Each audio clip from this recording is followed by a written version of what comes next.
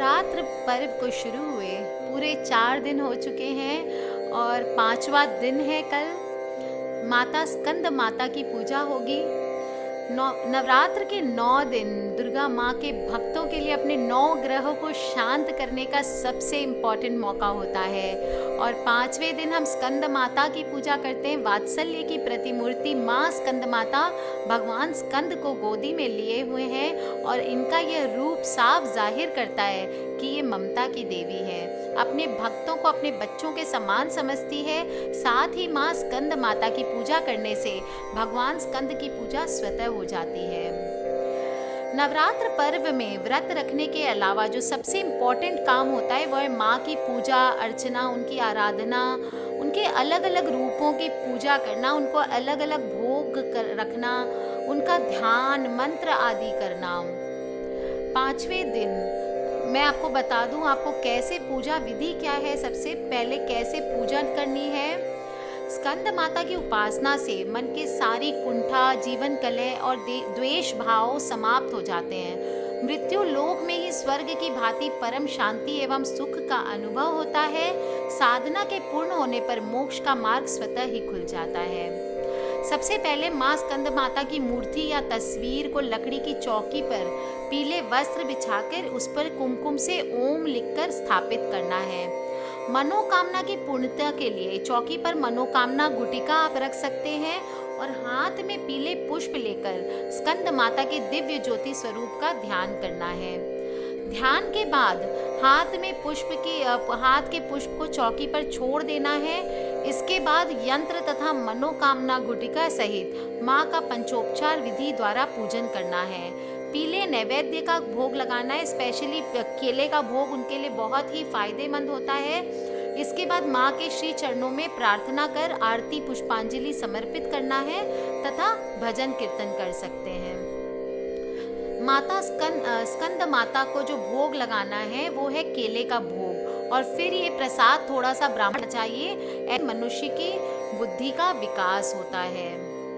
तो चलिए माता की कथा आप सबको सुना दूं, ध्यान से सुन जाएं। ध्यान मुद्रा में बैठ जाएं सारे लोग। ध्यान करेंगे पहले माँ का। सिंहासन गता नित्यम पद्माश्रित करद्वया शुभदास्तु सदा देवी स्कंद माता यशस्विनी। माँ दुर्गा जी के 5वें स्वरूप को स्कंद माता के नाम से जाना जाता है। ये भगवान स्कंद कुमार कार्तिकेय के नाम भी जाने जाते हैं। ये प्रसिद्ध देवासुर संग्राम में देवताओं के सेनापति बने थे। पुराणों में इन्हें कुमार और शक्तिधर कहकर इनकी महिमा का वर्णन किया गया है। इनका वाहन मयूर है, अतः इन्हें मयूर वाहन के नाम से भी अभिहित किया गया है। इन्हीं भगवान स्कंद की माता होने के कारण माँ दुर्गा जी के इस 5वें स्वरूप को स्कंद माता के नाम से जाना जाता है। इनकी उपासना नवरात्रि पूजा के 5वें दिन की जाती है। इस दिन साधक का मन विशुद्ध चक्र में अवस्थित होता है। इनके विग्रह में भगवान स्कंद जी बाल रूप में इनकी गोद में बैठे। स्कंद माता स्वरूपिणी देवी की 4 भुजाएं हैं। ये दाहिनी तरफ की ऊपर वाली भुजा में भगवान स्कंद को गोद में पकड़े हुए हैं और दाहिनी तरफ की नीचे वाली भुजा की जो ऊपर की ओर उठी हुई है उसमें कमल पुष्प धारण किए हुए हैं। बाईं तरफ की ऊपर वाली भुजा वर मुद्रा में तथा नीचे वाली भुजा जो ऊपर की ओर उठी है उसमें भी कमल पुष्प ली हुई है। इनका वर्ण पूर्णतः शुभ्र है। ये कमल के आसन पर विराजमान रहते हैं। इसी कारण इन्हें पद्मासमा देवी भी कहा जाता है। सिंह ही इनका भी वाहन है। नवरात्र पूजन के 5वें दिन शास्त्रों में पुष्कल महत्व बताया गया है। इस चक्र में अवस्थित मन वाले साधक को समस्त भोग का लोप हो जाता है। वह विशुद्ध चैतन्य स्वरूप की ओर से अग्रसर हो रहा होता है। उसका मन समस्त लौकिक सांसारिक माइक बंधनों से विमुक्त होकर पद्मासना माँ स्कंद माता के स्वरूप में पूर्णतः तल्लीन होता है। इस समय साधक को पूर्ण सावधानी के साथ उपासना की ओर अग्रसर होना चाहिए। उसने अपनी समस्त ध्यान वृत्तियों को एकाग्र रखते हुए साधना के पथ पर आगे बढ़ना चाहिए। माँ स्कंद माता की उपासना से भक्त की समस्त इच्छाएं पूर्ण हो जाती है। इस मृत्यु लोक में ही उसे परम शांति और सुख का अनुभव होने लगता है। उसके लिए मोक्ष का द्वार स्वयमेव सुलभ हो जाता है। स्कंद माता की उपासना से बाल स्वरूप स्कंद भगवान की उपासना भी स्वयमेव हो जाती है। यह विशेषता केवल इन्हीं को प्राप्त है, अतः साधक को स्कंद माता की उपासना की ओर विशेष ध्यान देना चाहिए। सूर्य मंडल की अधिष्ठात्री देवी होने के कारण इनका उपासक अलौकिक तेज एवं कांति संपन्न हो जाता है। एक अलौकिक प्रभा मंडल अदृश्य भाव से सदैव उसके चतुर्दिक परिव्याप्त रहता है। यह प्रभा मंडल प्रतिक्षण उसके योग क्षेम का निर्वहन करता है। अतः हमें एकाग्र भाव से मन को पवित्र रखकर माँ की शरण में आने का प्रयत्न करना चाहिए। इस घोर भव सागर के दुखों से मुक्ति पाकर मोक्ष का मार्ग सुलभ बनाने का इससे उत्तम उपाय दूसरा नहीं है। बोलिए स्कंद माता की जय। माँ की उपासना का मंत्र आपको पता होगा। सिंहासन गता नित्यम पद्माश्रित करद्वया शुभदास्तु सदा देवी स्कंद माता यशस्विनी।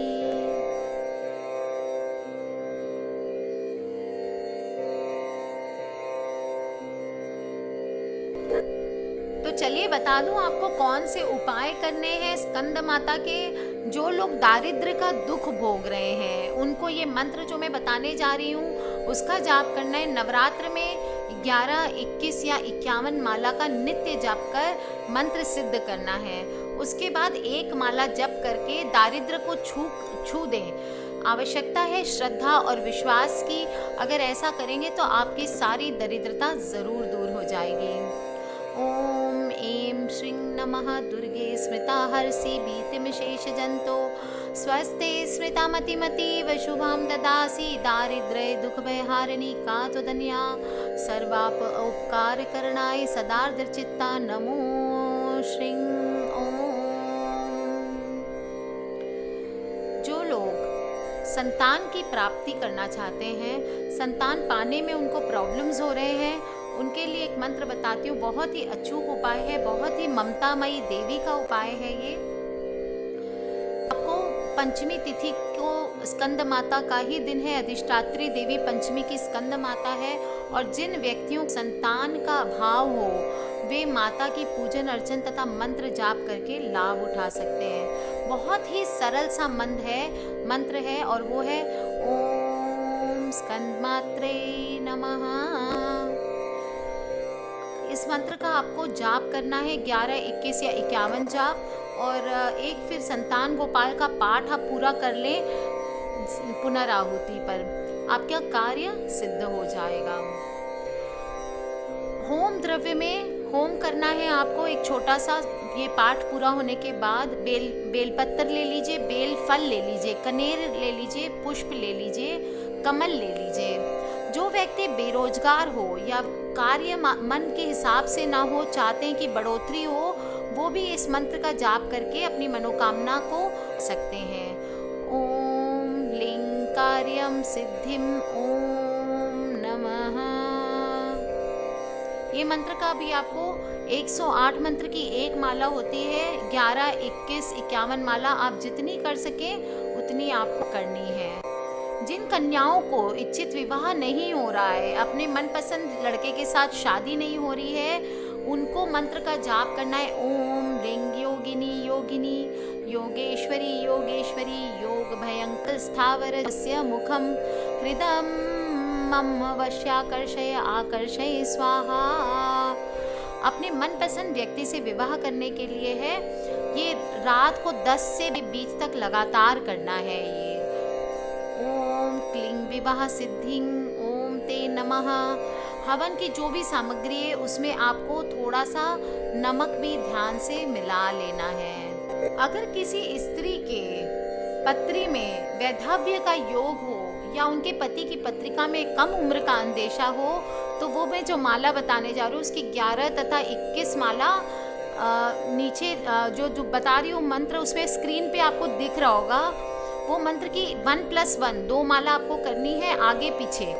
देवी का पूजन रक्त पुष्प से करना है। ओम ओम रिंग ओम क्रिंग रिंग ओम स्वाहा, इसकी 11 माला करनी है। उसके बाद ये माला आगे पीछे करनी है। देहि सौभाग्यम आरोग्यम देहि में परमम सुखम, रूपम देहि जयम देहि यशो देहि दिशो जहि। इस मंत्र का आपको जाप करना है। आपको बहुत सारे उपाय बताए हैं माता स्कंद माता के। माँ स्कंद माता आप सभी की रक्षा करें, आपका घर परिवार भरा रहे, सबको संतान सुख की प्राप्ति। और घर में माता को मना लीजिए, अपने घर ले आइए, सारी खुशियाँ आपके घर में वास करने वाली हैं। आज के लिए बस इतना ही दोस्तों। Take care friends, love you all, जय माता दी।